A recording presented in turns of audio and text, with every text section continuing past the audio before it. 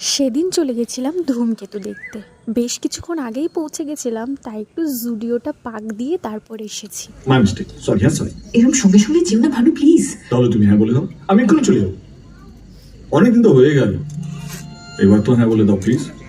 আরে অনেকদিন পর দেব শুভশ্রী জুটিকে ধূমকেতুতে দেখতে পাচ্ছি, সেটা একটা ভীষণ এক্সাইটিং ব্যাপার। কিন্তু মুভিটা সেরকম কোনো হাই ফাই আমার কিছু মনে হয়নি, জাস্ট নর্মাল একবার দেখার জন্য ঠিকঠাক। তো তারপর আবার জুডিওতে চলে এসেছিলাম, এখান থেকে কিছু শপিং করব বেশ অনেক দিন পর আবার জুডিওতে। কিন্তু কালেকশান সেরকম কিছু আমার মনে হয়নি, মানে জানি না পুজোর আগে হয়তো নতুন আরও কালেকশান ঢুকবে, কিন্তু এখনও কিন্তু সেরকম খুব বেশি কালেকশান নেই। বিশেষ করে কসমেটিক্সের কালেকশান খুবই কম। ব্যারাকপুরের জুডিওতে কিন্তু এর থেকে অনেক বেশি কালেকশান।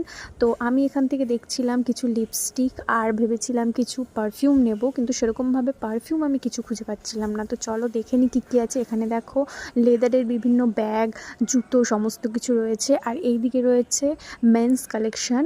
এটা হচ্ছে সেকেন্ড ফ্লোরে। মেন্স কালেকশানের একদম পাশেই রয়েছে বেবিস কাউন্টার, মানে বাচ্চাদের সমস্ত জিনিস পাওয়া যাচ্ছে।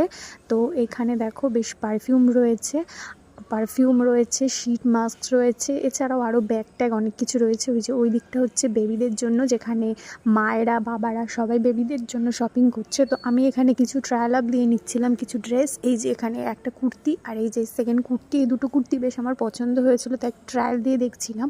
আর এই ড্রেসটা কি যে অসাধারণ সুন্দর, ড্রেসটা কি বলবো, তার সাথে এই ড্রেসটা।